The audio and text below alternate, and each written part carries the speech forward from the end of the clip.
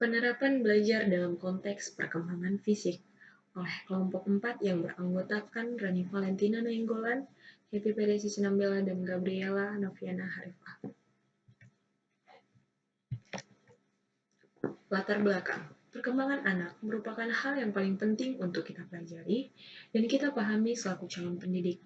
Banyak para pendidik yang belum memahami perkembangan anak, sehingga masih ada pendidik yang menerapkan sistem pembelajaran tanpa melihat perkembangan anak didiknya. Hal ini akan berakibat adanya ketidakseimbangan antara sistem pembelajaran dengan perkembangan anak yang akan menyulitkan anak didik mengikuti sistem pembelajaran yang ada. A. Pengertian perkembangan fisik. Yang dimaksud dengan perkembangan fisik adalah perubahan-perubahan pada tubuh, otak, kapasitas sensorik, dan keterampilan motorik oleh Papalia dan Olds di tahun 2001. Perubahan pada tubuh atau fisik ditandai dengan pertambahan tinggi dan berat tubuh, pertumbuhan tulang dan otot, dan kematangan organ seksual dan fungsi reproduksi. Tubuh remaja mulai beralih dari tubuh kanak-kanak yang cirinya adalah pertumbuhan menjadi tubuh orang dewasa yang cirinya adalah kematangan. Perkembangan fisik menurut Glickman di tahun 1987. Seorang anak yang baru lahir memiliki bekal sebagai dasar perkembangan kehidupan anak, yaitu bekal kapasitas motor atau jasmani dan bekal kapasitas pancendra atau sensori. Sebab semua kapasitas tersebut menjadi modal dasar dalam perkembangan peserta didik. Salah satu perubahan yang akan terjadi dan terlihat adalah bentuk fisik yang mulai menyerupai orang dewasa. Umumnya, pubertas pada perempuan akan terjadi pada rentang usia 10-15 tahun dan usia 12-16 tahun pada laki-laki. Perubahan tubuh pada masa ini terjadi karena peran hormon. Salah satunya hormon pertumbuhan di masa pubertas. 4 aspek perkembangan fisik menurut Cohen dan Thomson Harlock di tahun 1956 antara lain sebagai berikut. Yang pertama, sistem syaraf atau perkembangan kecerdasan dan emosi. Yang kedua, otot-otot, kekuatan dan kemampuan gerak motorik. Yang ketiga, kelenjar endokrin atau perubahan-perubahan pola tingkah laku baru. Yang terakhir, struktur fisik atau tubuh atau perubahan tinggi, berat, dan proporsi.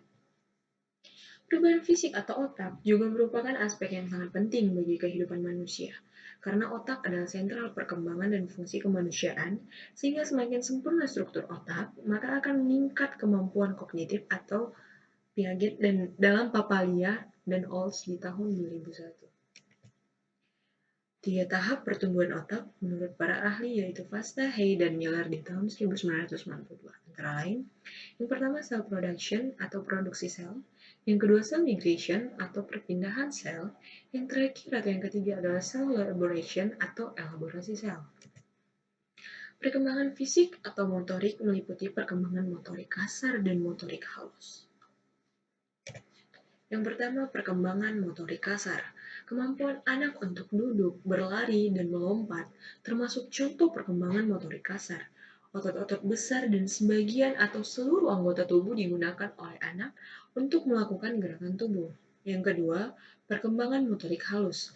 Adapun perkembangan motorik halus merupakan perkembangan gerakan anak yang menggunakan otot-otot kecil atau sebagian anggota tubuh tertentu. B. Karakteristik perkembangan fisik pada anak masa anak-anak, remaja, dan dewasa. Adapun karakteristik perkembangan fisik pada masa kanak-kanak di usia 0-5 tahun ditandai dengan mulai mampu melakukan bermacam-macam gerakan dasar yang semakin baik, yaitu gerakan-gerakan berjalan, berlari, melompat, dan meloncat, berjingkrak, melempar, menangkap yang berhubungan dengan kekuatan yang lebih besar sebagai akibat pertumbuhan jaringan otot lebih besar. Adapun perkembangan psikomotorik pada anak yaitu yang pertama keterampilan makan menolong diri sendiri. Anak dapat makan, mandi, berpakaian sendiri, dan lebih mandiri. Yang kedua, keterampilan menolong orang lain. Keterampilan berkaitan dengan orang lain seperti membersihkan tempat tidur, membersihkan debu, dan menyapu. Yang ketiga, keterampilan sekolah. Mengembangkan berbagai keterampilan yang diperlukan untuk menulis, menggambar, melukis, menari, bernyanyi, dan lain-lain. Yang terakhir, keterampilan bermain. Anak belajar keterampilan seperti melempar dan menangkap bola, naik sepeda, dan berenang.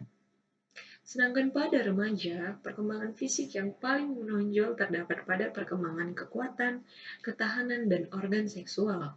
Karakteristik perkembangan fisik pada remaja ditandai dengan pertumbuhan berat dan tinggi badan yang cepat, pertumbuhan tanda-tanda seksual primer atau kelenjar-kelenjar dan alat-alat kelamin, maupun tanda-tanda seksual sekunder atau tumbuhnya payudara, haid, kumis, dan mimpi basah, dan hal yang lainnya.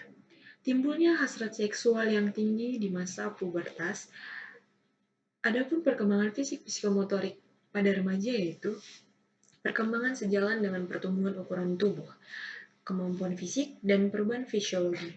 Pada masa ini, laki-laki mengalami perkembangan psikomotorik yang lebih pesat dibanding perempuan. Kemampuan psikomotorik laki-laki cenderung terus meningkat dalam hal kekuatan, kelincahan, dan daya tahan. Secara umum, perkembangan psikomotorik pada perempuan terhenti setelah mengalami menstruasi. Oleh karena itu, kemampuan psikomotorik laki-laki lebih tinggi daripada perempuan. D. Pendukung dan Dictionary of Psychology. Untuk belajar keterampilan fisik atau motor learning, tidak hanya dengan latihan dan praktik, tetapi diperlukan juga kegiatan perspektual learning atau belajar berdasarkan pengamatan, atau sensory motor learning, atau belajar keterampilan indrawi jasmani. Dalam hal ini, seorang guru dituntut kemahirannya dalam melatih keterampilan peserta didik dan kemahirannya dalam menjelaskan alasan atau cara keterampilan tersebut dilakukan. Maka, dapat disimpulkan bahwa proses pendidikan, terutama di sekolah, merupakan pendukung yang sangat berarti dalam perkembangan fisik dan motorik anak. Dictionary of Psychology secara lebih luas merinci pengertian perkembangan manusia, yaitu A. Perkembangan merupakan perubahan yang progresif dan terus-menerus dalam diri organisme sejak lahir hingga mati. B. Perkembangan itu berarti pertumbuhan. C. Perkembangan berarti perubahan dalam bentuk dan penyatuan bagian-bagian yang bersifat jasmaniah ke dalam bagian-bagian yang fungsional. D. Perkembangan adalah kematangan atau kemunculan pola-pola dasar tingkah laku yang bukan hasil belajar. E. Penerapan belajar dalam konteks perkembangan fisik.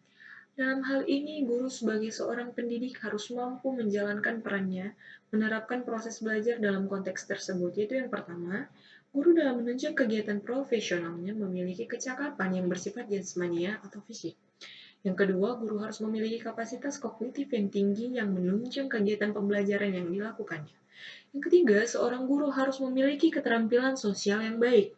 Guru hendaknya memiliki sifat empati, ramah, dan bersahabat kepada orang lain. Keempat, seorang guru dapat memperhatikan perkembangan fisik dan mental yang mungkin menjadi penghambat proses belajar siswa. Yang kelima, sebagai seorang guru harus menyadari keadaan fisik dan semua perubahan-perubahan yang dialami siswa dalam proses perkembangannya mempengaruhi proses belajar siswa dengan memberi informasi kepada siswa. Demikian hasil presentasi kami ucapkan terima kasih.